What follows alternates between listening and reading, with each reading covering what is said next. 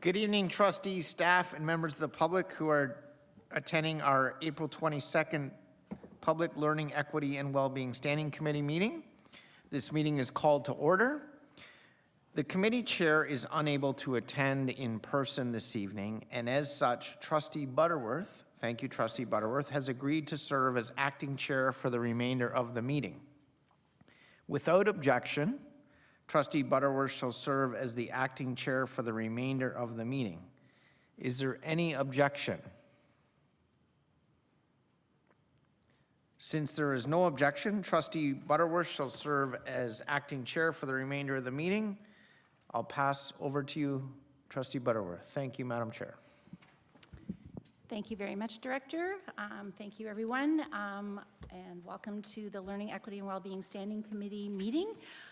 Tonight, we have Trustee Estelle Cohen in the audience, at the table with us. Online, we have Trustee Michael Chen, we have Trustee Cindy Liang online, Trustee Melanie Wright, and we send, Jenny Chen sends regrets. She is unable to attend. Moving on to number 2, we have the land acknowledgement, and if Trustee Cohen would like to do that, that would be great. Thank you very much. Thank you, Chair. My pleasure. We affirm that we are all treaty people and acknowledge that the York Region District School Board is located on the lands of 2 treaties. These treaties have been signed with the Mississaugas of the Credit First Nation and the First Nations of the Williams Treaties, who are the Mississaugas of Alderville, Curve Lake, Hiawatha, Scugog Island, and the Chippewas of Beausoleil, Rama, and Georgina Island, who is our closest neighbor and partner in education. To honor this agreement, we will take up our responsibility to be respectful of their traditions, knowledge, and inherent rights as sovereign nations. We will respect their relationship with these lands and recognize that our connection to this land is through the continued relationship with these First Nations, and we acknowledge our shared responsibility to respect and care for the land and waters for future generations. Thank you so much. Thank you very much, Trustee Cohen. Moving on to number 3, approval of the agenda. Without objection, the agenda as presented shall be adopted. Is there any objection? Not seeing or hearing anything, so without objection, the agenda is adopted. Moving on to number 4, declaration of conflict of interest. At this time, the chair would ask any trustee who has a direct personal interest or direct or indirect pecuniary interest in any matter being discussed by the board during this meeting to state the conflict and nature thereof. And seeing no conflict, moving on to number 5, approval of the minutes. The minutes of the March 24th, 2026 Learning, Equity, and Wellbeing Standing Committee meeting have been distributed to all trustees. Are there any corrections to the minutes? I'll give you a few minutes.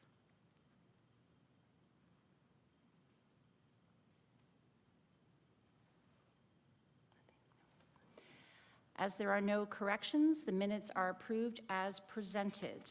Moving on to delegations. Currently, there are no community delegations. Moving on to board reports. Number 7A on the agenda. We have the 2027 International Baccalaureate, or IB, Feeder Schools Report. Before the committee is the 2027 International Baccalaureate Feeder Schools Report. It is here for our information. The chair recognizes Associate Director Vidya Maharaj and Manager Property and Planning Services Trina Sprayson to present this report. Please go ahead when you're ready.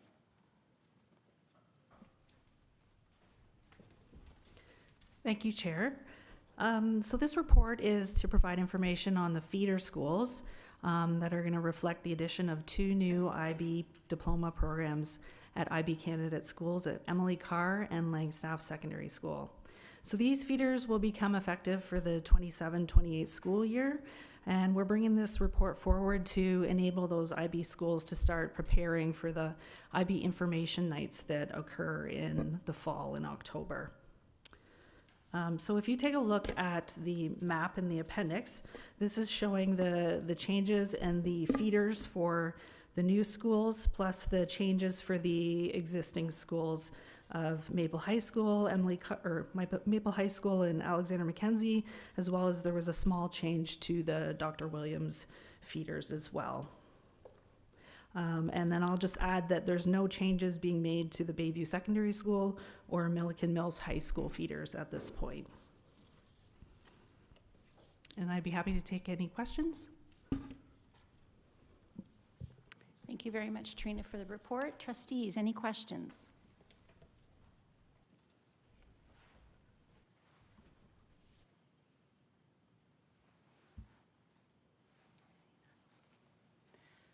Okay, I have some. So looking at the map and reading the report, as the trustee for East Gwillimbury and Georgina, I'm seeing quite a presence of IB programs in the south of York Region. I think I know answers, but I'd like to, have a bit of an explanation as to why. And then part two of my question, if we're looking at, opening new programs, why are we focusing more on the south and not having an opportunity at least for one more in the northern part of York Region? Thank you very much. Thank you, through you, Chair. That's a good question. And we know that the Dr. Williams Secondary School IB program feeds the north. When we originally opened the 4 IB sites that we have today, in addition to Bayview in 2017, we had always been planning that we will have a goal to open sites farther north than Dr. Williams. So Dr. Williams at that point when we opened had a lot of pupil places available for the program. So that's what we're looking at today with the 2 new program locations of Emily Carr and Langstaff. There's a lot of pupil places available to open that because you need at least approximately 400 pupil places to house the entire program. So we do have a goal for a program farther north than Williams, also a goal to have a program in CEC East and Markham down the road once we get further along and pupil places open up that opportunity.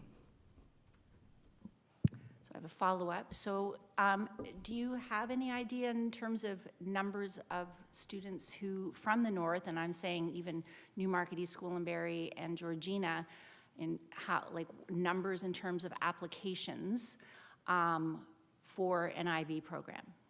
I know there is a grouping of applications from the Newmarket and Aurora area that are feeding into Dr. Williams, and that probably has a lot to do with the location being Dr. Williams south for them to go to. So depending on what happens in the future when we are able to open another IB program, I would imagine that that would draw more students from farther north upon opening because the location would be more convenient.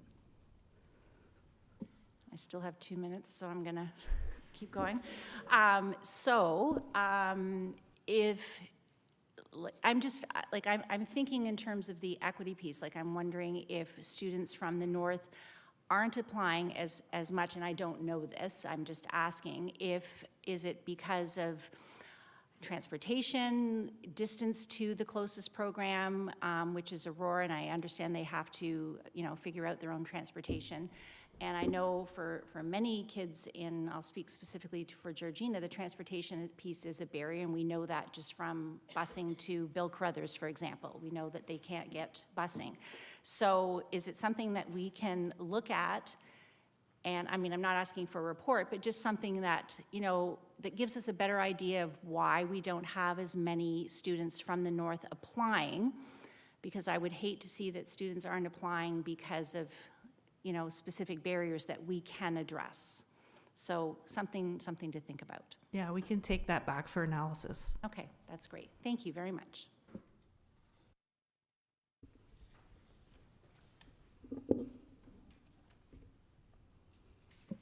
Trustees, anybody else with questions?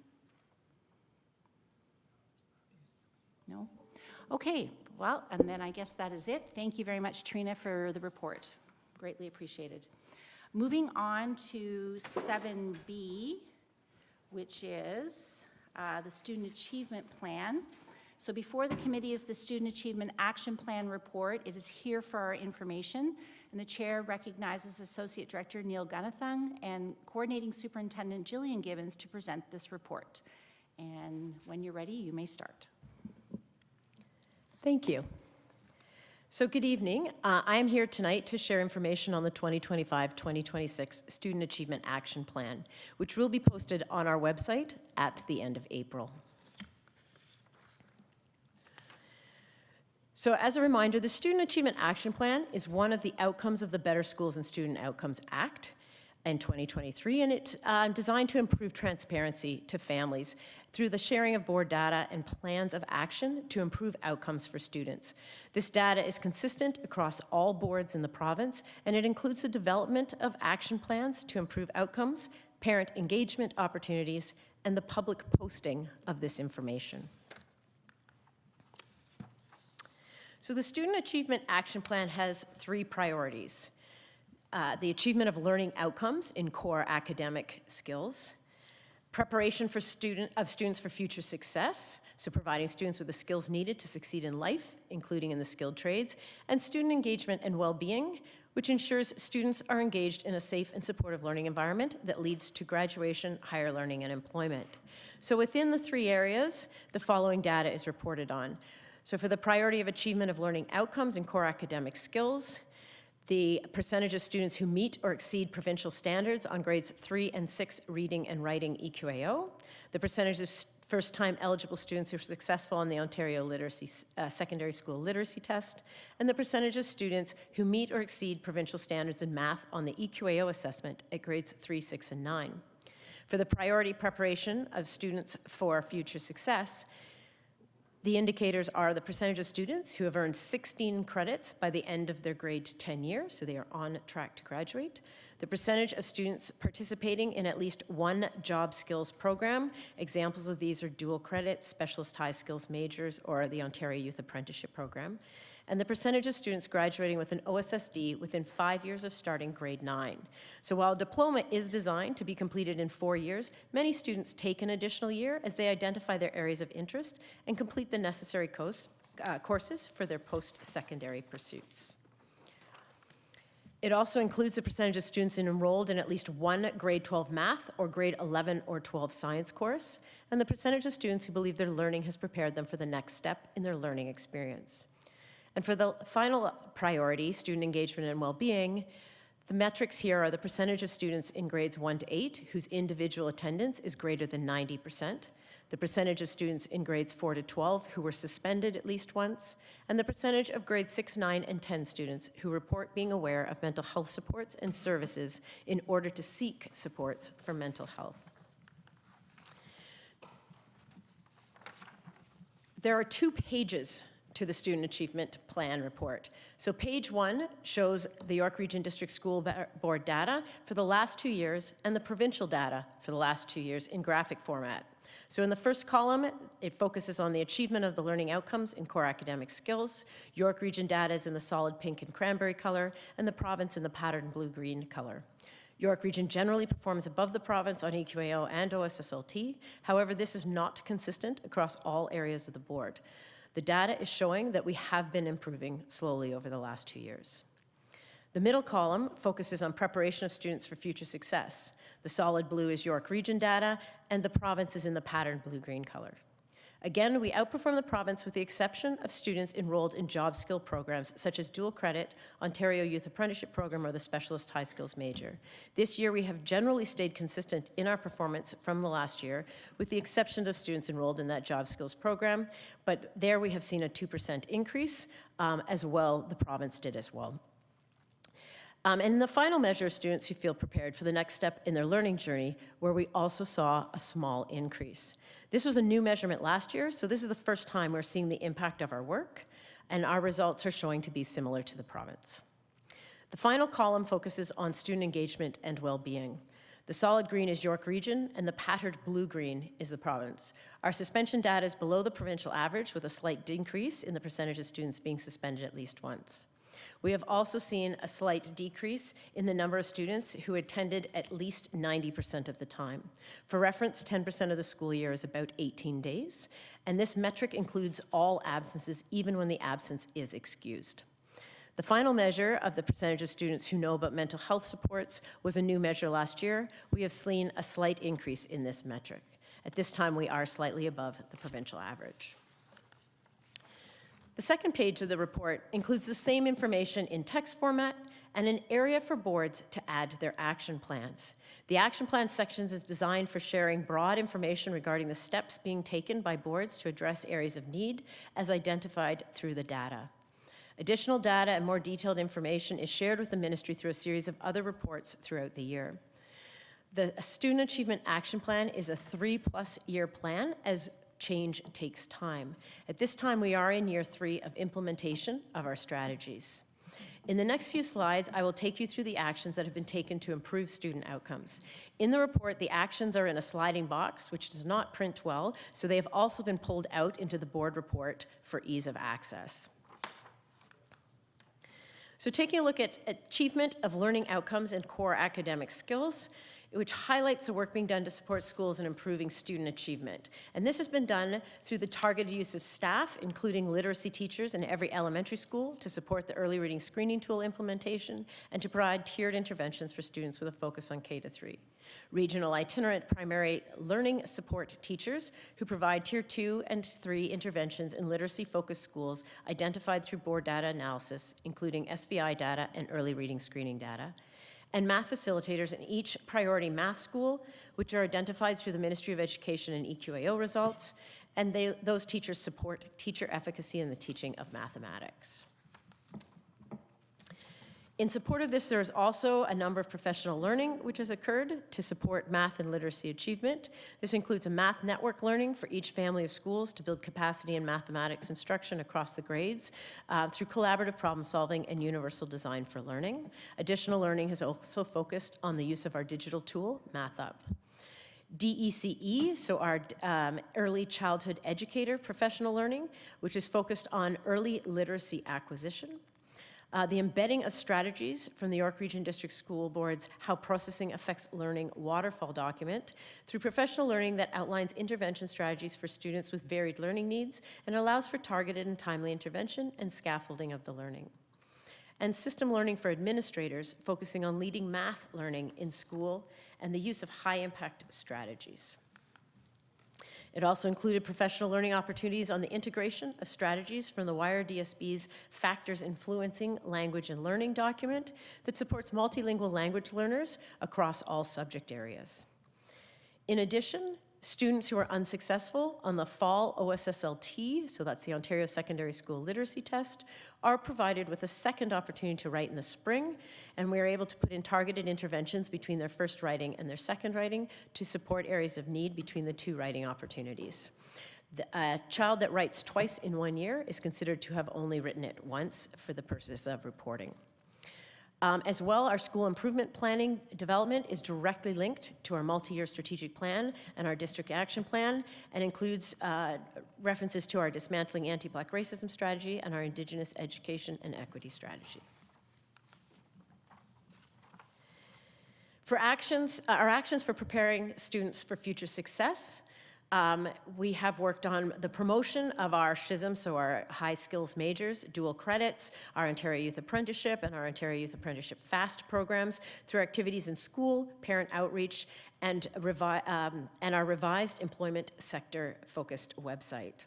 We also have had college panel conversations with student success and guidance counselors to increase awareness of program options for students.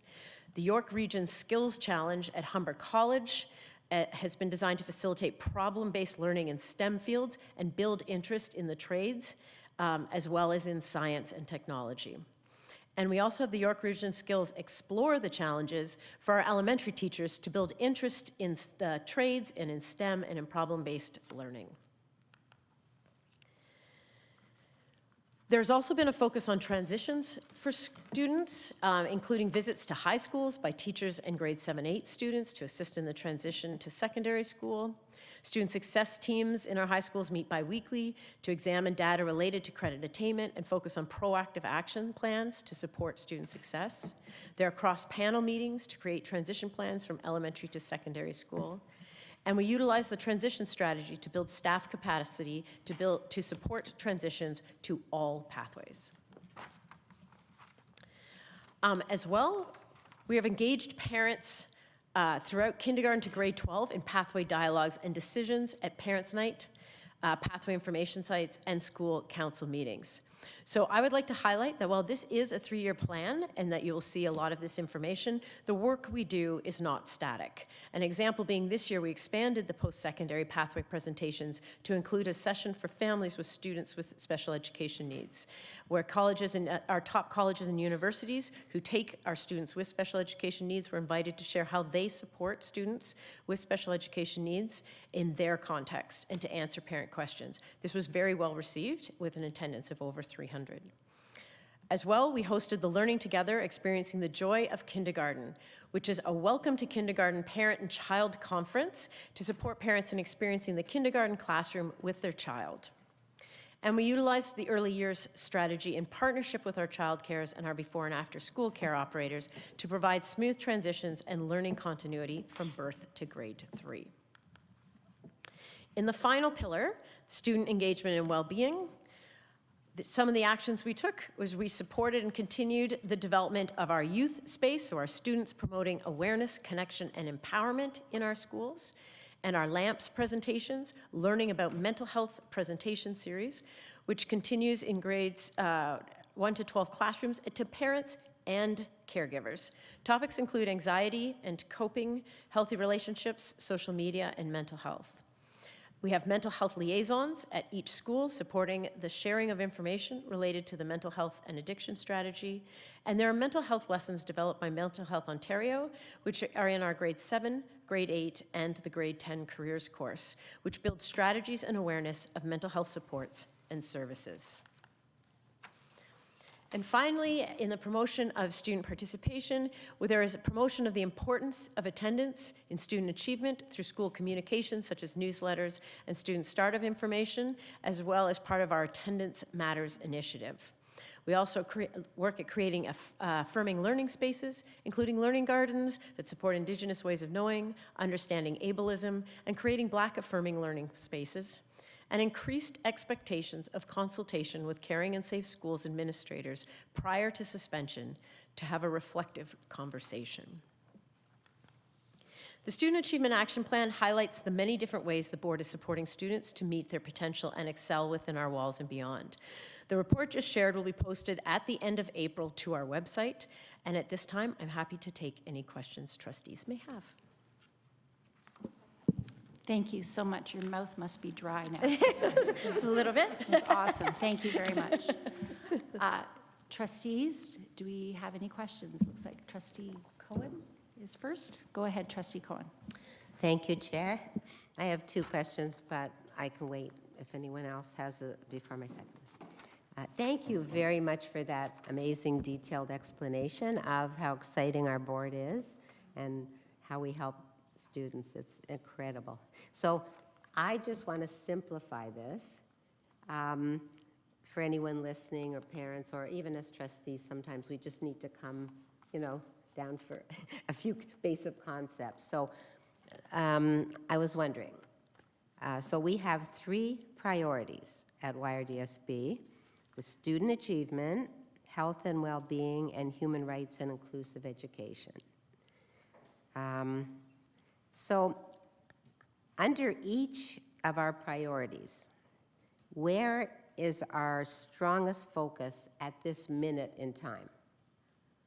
Maybe that's really trying to simplify things, but I know that you're so busy and you're trying to do everything at once, but if something stands out to you as something that needs special attention at this time, you're really focusing on, in those 3 categories, I'd appreciate if you could share.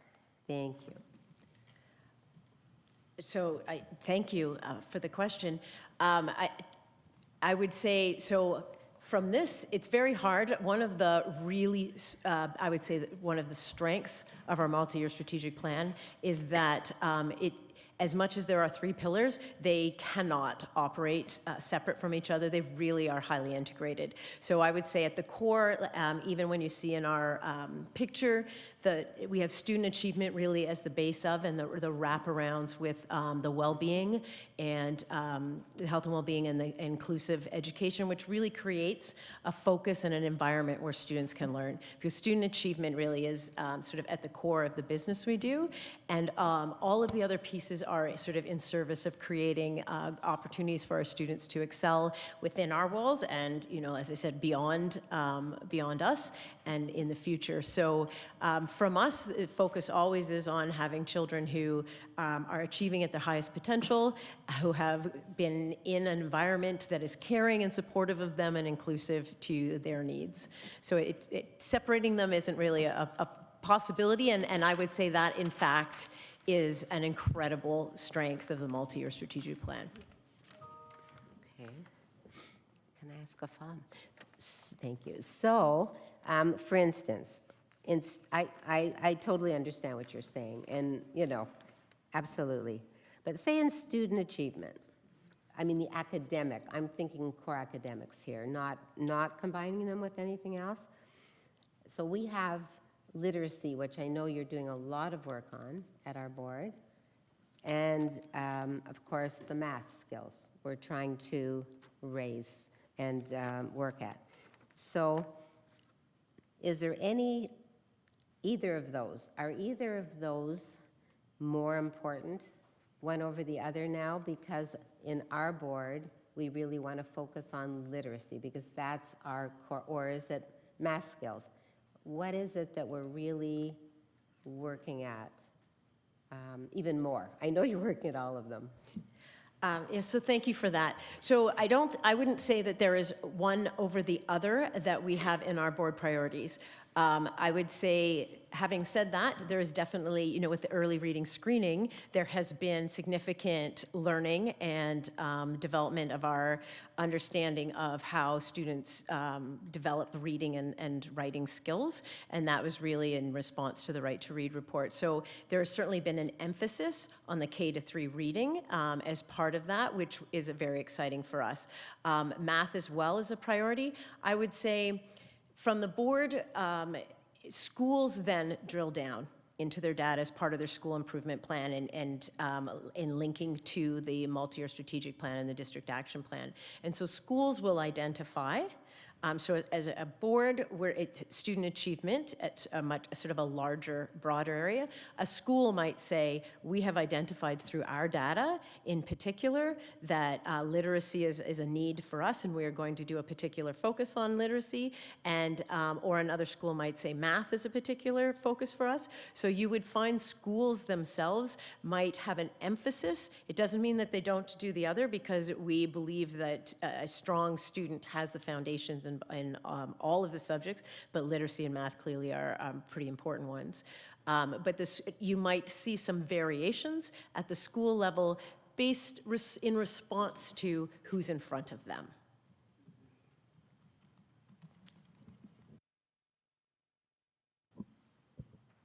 Is that good, Trustee Cohen?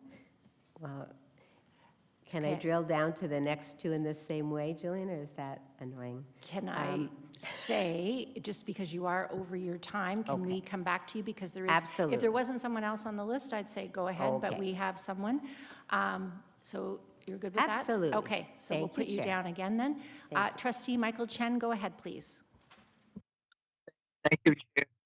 Well, I was gonna let Trustee Cohen to finish her topic, but it's okay. I would just cut in and then we can go back to her.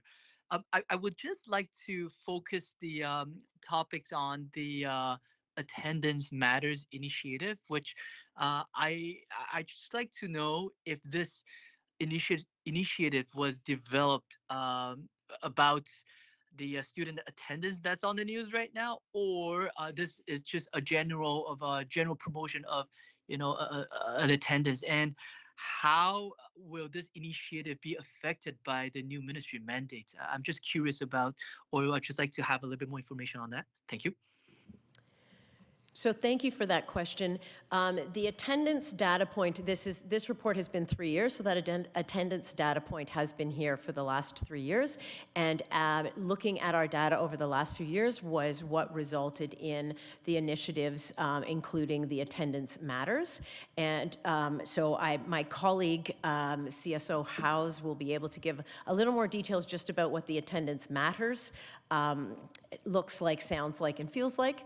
But at this point in time, what that might turn into based on what is in the news right now, we would not be able to give any further information because at this point we're still waiting for the information ourselves. But we can certainly talk about the initiative that we have in place now because we are focused on supporting our children and getting to school and learning in our environments. So I would like to invite CSO Howes.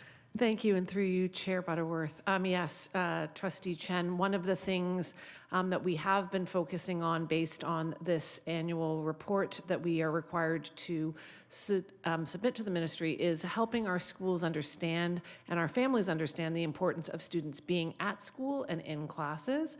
And so just having conversations with families, having school administrator teams sharing that information at school councils and with the students themselves to understand how their attendance in class helps them with the student achievement.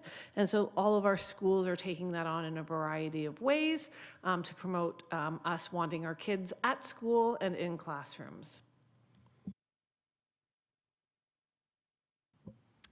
Trustee Chen, does that answer your questions? Right. Well, perfect. Yes, it's good to know. Thank you for taking that initiative. We're definitely ahead of our game, and understanding that definitely. I think that this is definitely an issue, not just in our board, but everywhere. So I've had opportunity to speak about this topic to many of the parents, and yes, for high school students, yes, there are many different reasons why students may not feel like coming to school, but we having this initiative is very good. That I believe that it will educate the parents and educate our students to ensure that through participation it will increase their mental health, especially in study and school participation. So thank you for the information. Thank you. Thank you, Trustee Chen. Trustee Cohen, go ahead, please. Thank you, Chair. You know what, I think I'll skip to my next question, and we'll see if anyone comes up. Thank you.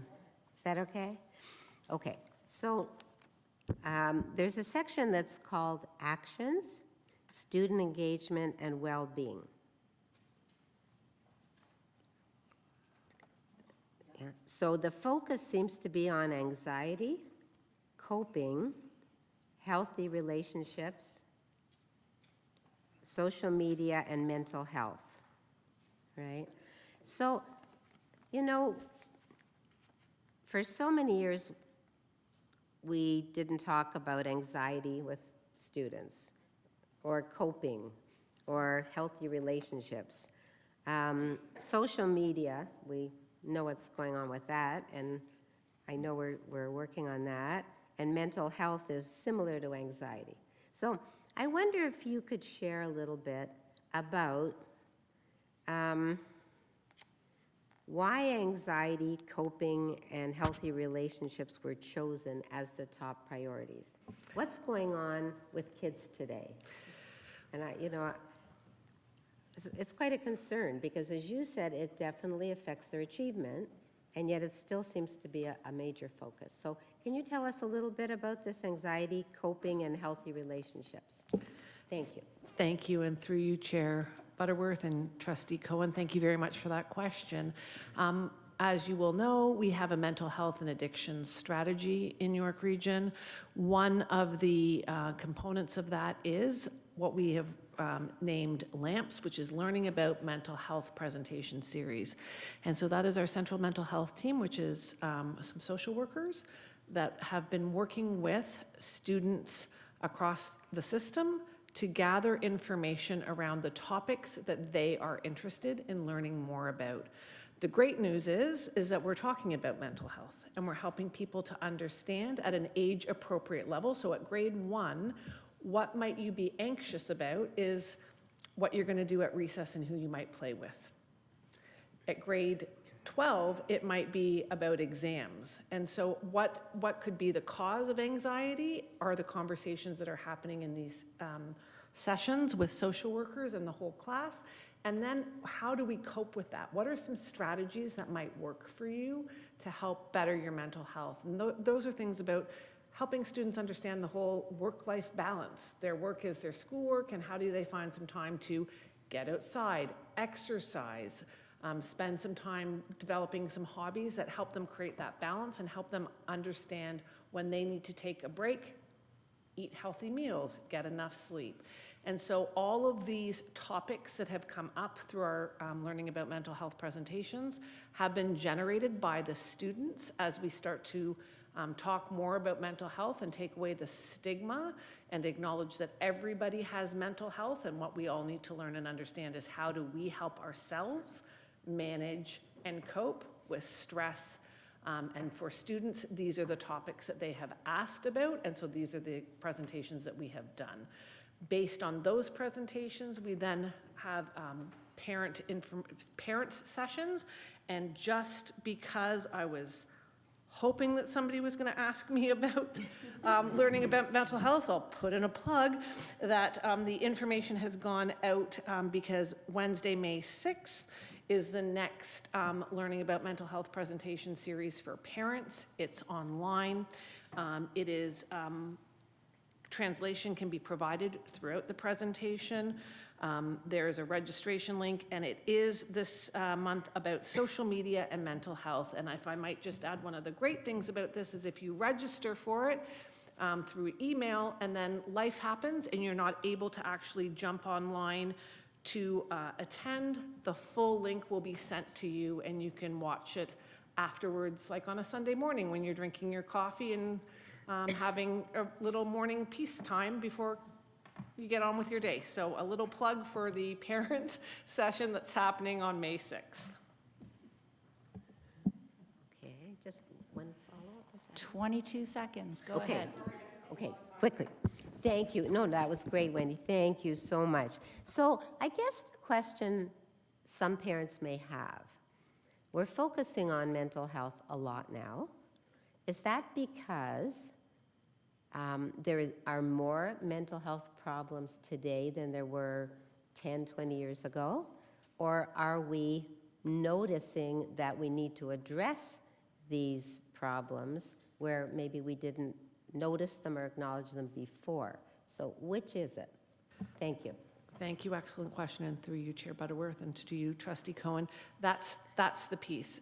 Historically, mental health was not something that we spoke about, and the more we speak about it, the more people are understanding all of the components of mental health.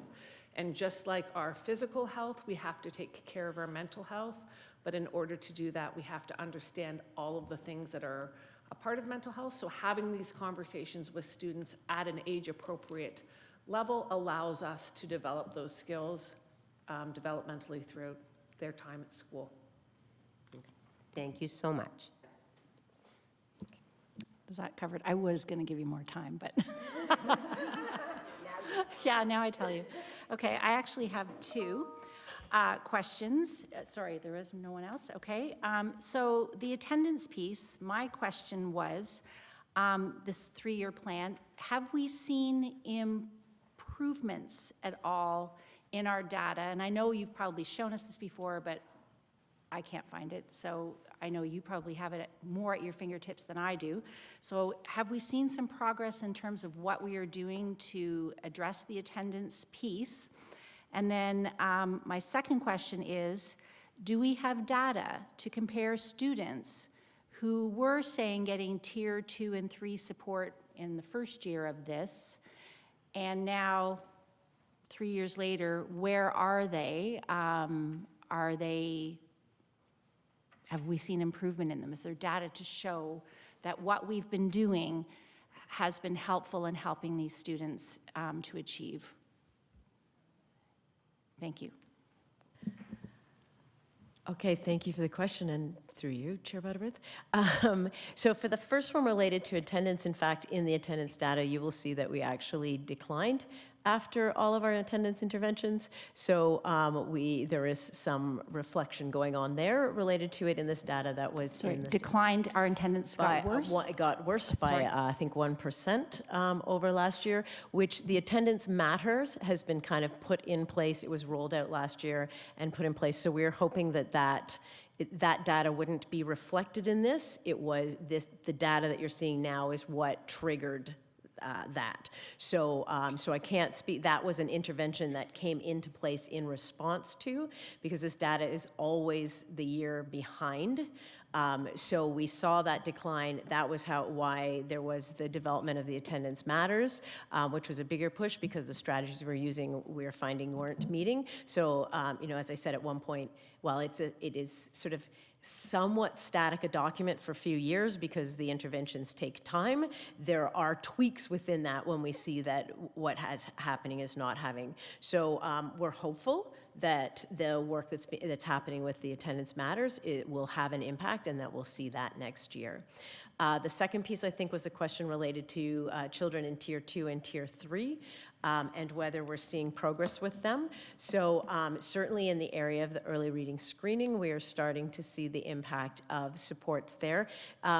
Tier 2 and Tier 3 are very fluid. It sort of, children might move in and out of them in different areas or different times during the year.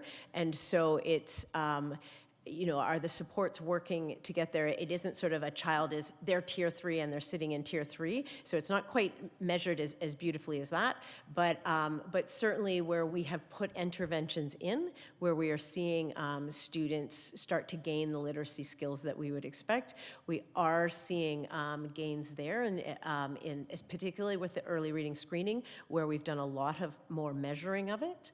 But I can turn it over to CSO House, who also monitors a lot of that data and can maybe speak a little bit more to.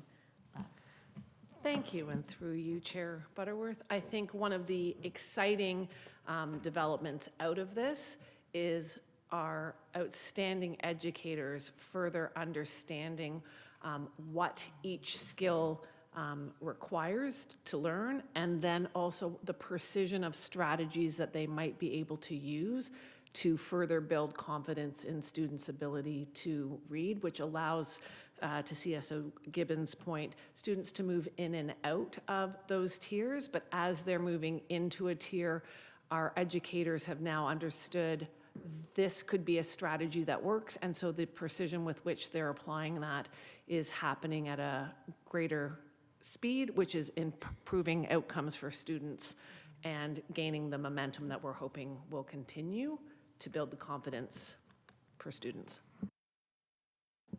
So I have 45 seconds.